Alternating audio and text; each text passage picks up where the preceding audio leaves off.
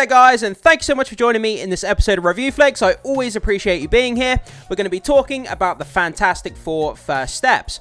In this video, we're going to be talking about 4 reasons as to why this could be the best superhero movie in 2025, but also we're going to be talking about 3 major concerns that we have about this movie as well. So without further ado, let's jump into this comicbookmovie.com article, let's break it all down, and let's see what we can learn about what's going on with Fantastic Four.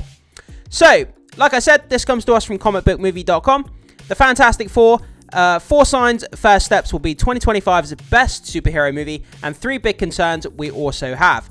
Yeah, I've always said all along, I'm sat on the fence with this. I really don't know how to feel about this movie. When it comes to Fantastic Four, I still have that bad taste in my mouth from the last Fantastic Four movie, although that movie wasn't under the Marvel banner, but still, the few Fantastic Four movies we have had haven't been well received. They haven't done so well at the box office. But not only that, the Fantastic Four lost so much popularity when it came to the comic books that they actually cancelled the comic book runs, which was kind of crazy. So Fantastic Four, they've not had such a good history, but now it's under the Marvel banner, so who knows, Marvel could do wonders for this movie.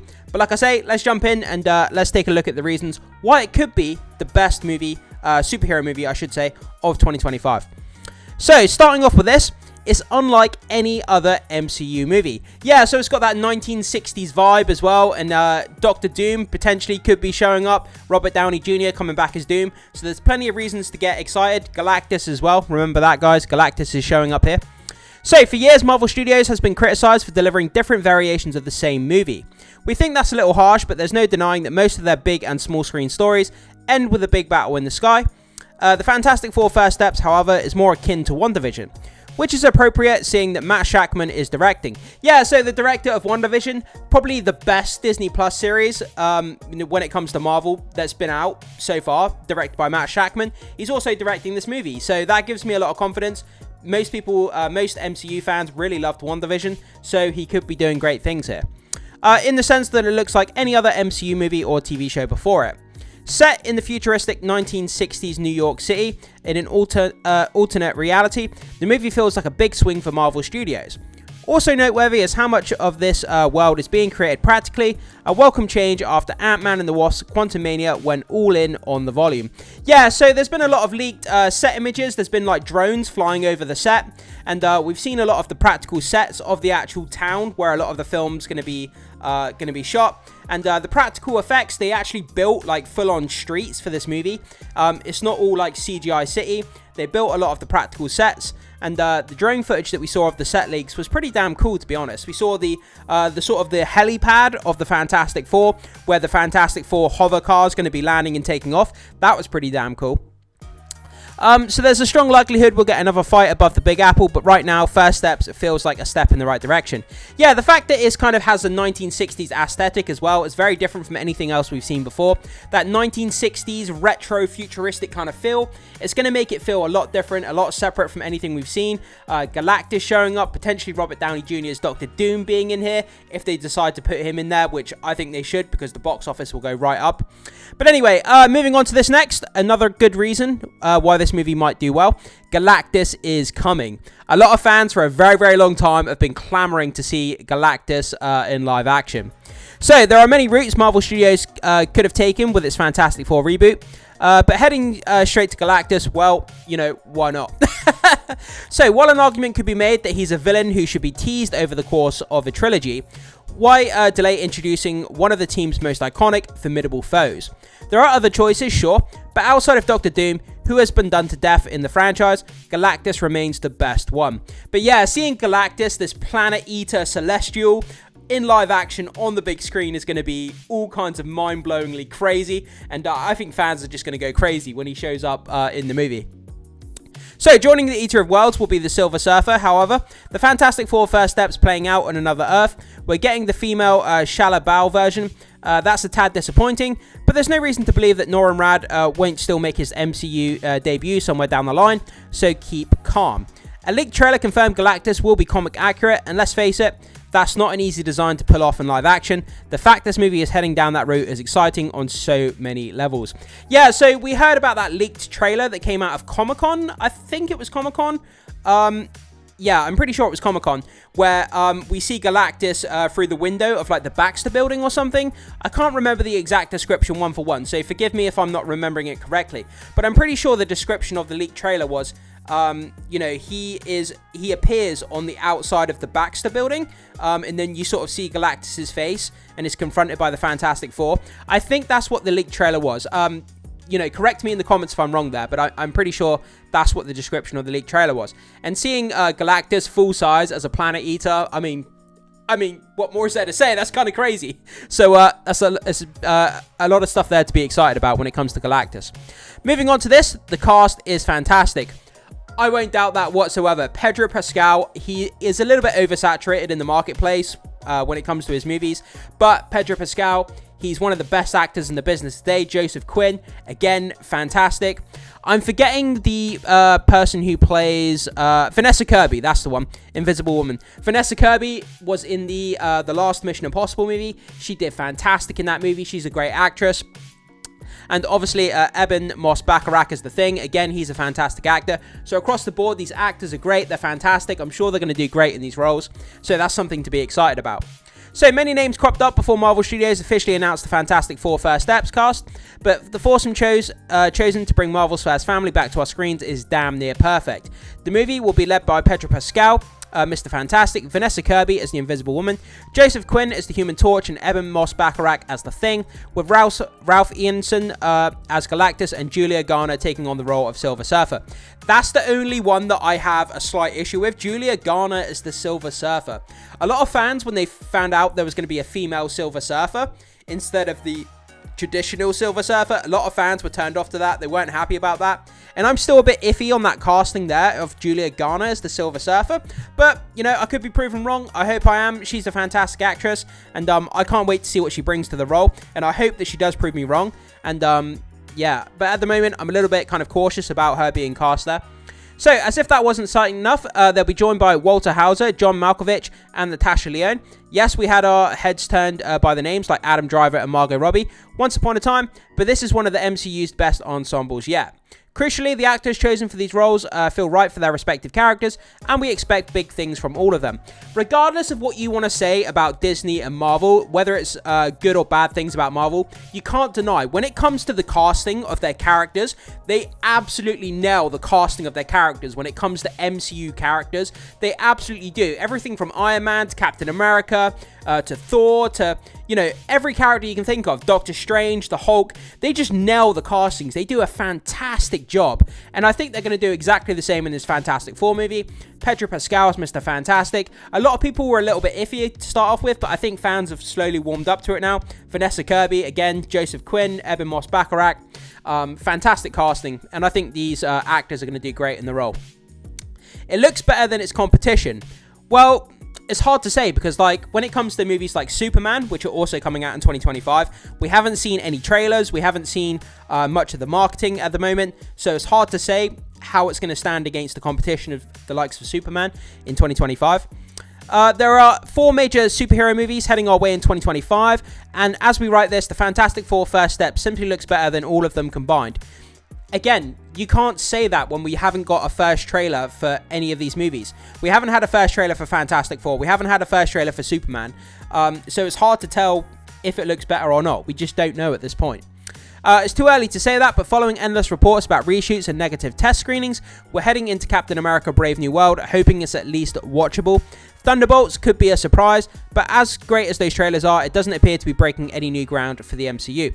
I mean, the Thunderbolts looks great. The trailer looks kind of cool. I think it's going to be one of the better Marvel movies that we've had in recent years, so I think it's a bit of an underdog, and I think people are sleeping on it a little bit, but I think Thunderbolts is going to be really, really good.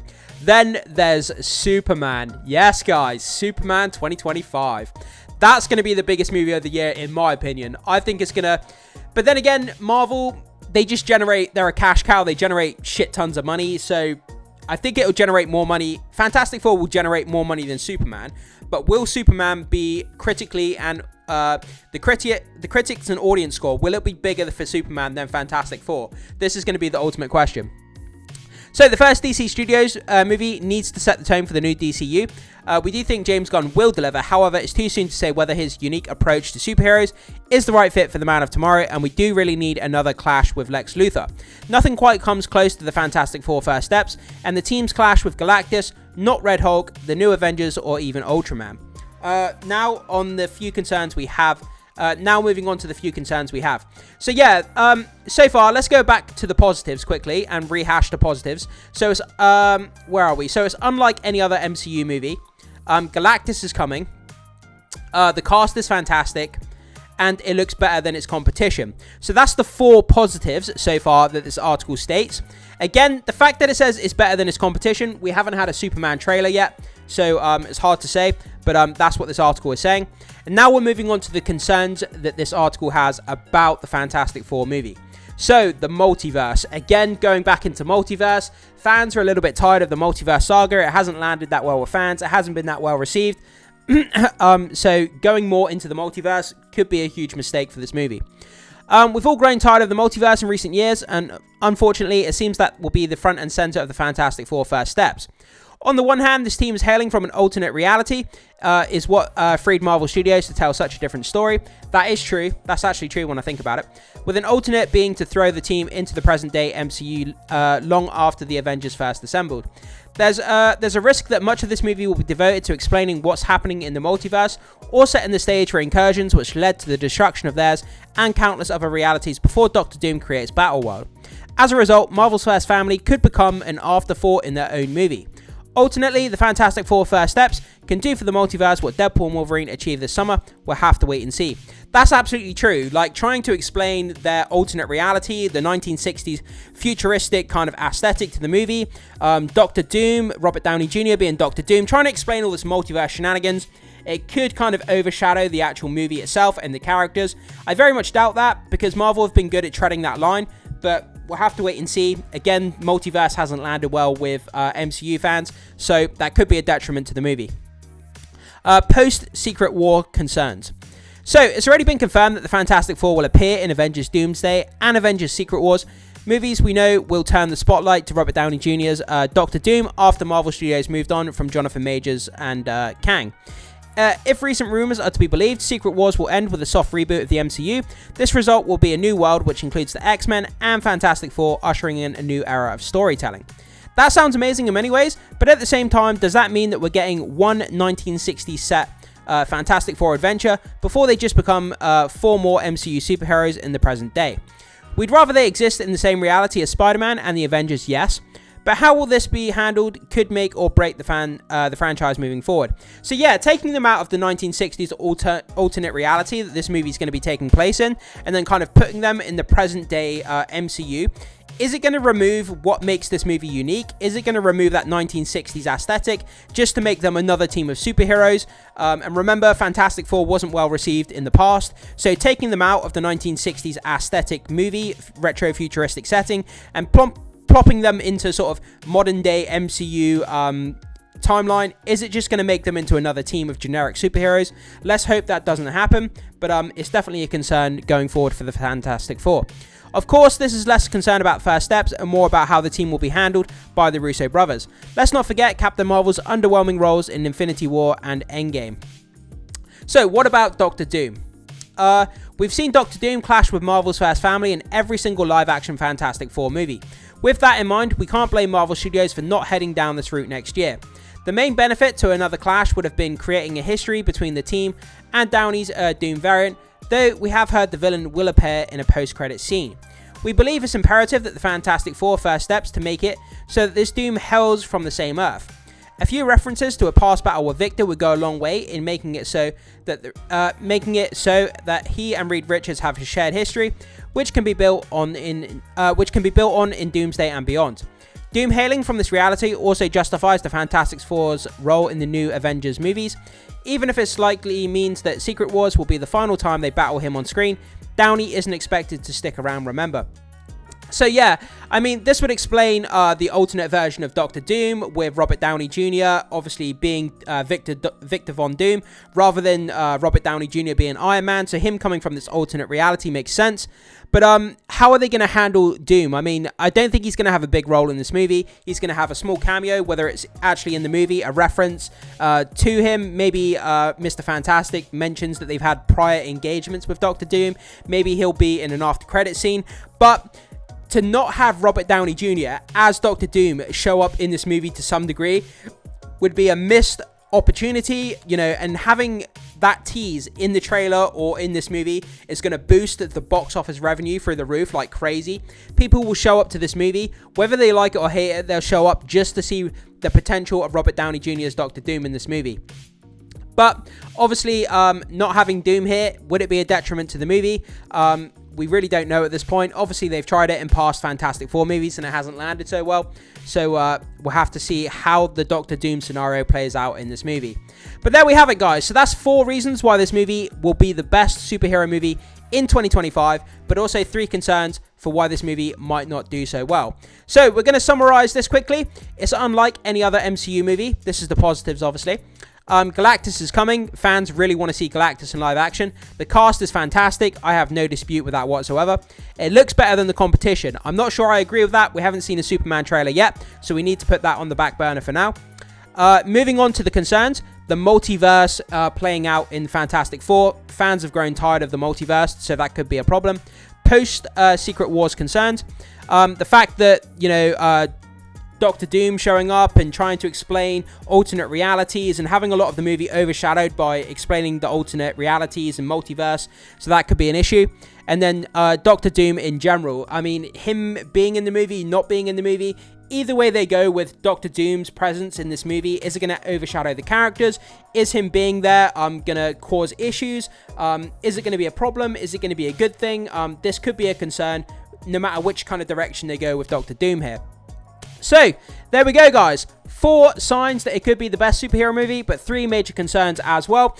Guys, I throw it off to you. Are there any things that you want to add to the list? Is there anything that you see that could potentially add to the benefit of this being the best superhero movie? Or do you see any other detrimental qualities that could be of concern making this movie potentially flop? If there's anything you want to add to the positive or negative side of this article, guys, jump down in the comment section. I would love to see if there's anything that you have to add here. As always, thanks so much for being here. I always appreciate you guys joining in with these videos. It's great to have you here. Be sure to hit that like and subscribe. It's a great way to support the channel. It's free and you can stay up to date with all your favorite pop culture news here on Review Flicks. Thanks so much, guys. I will see you in the next video.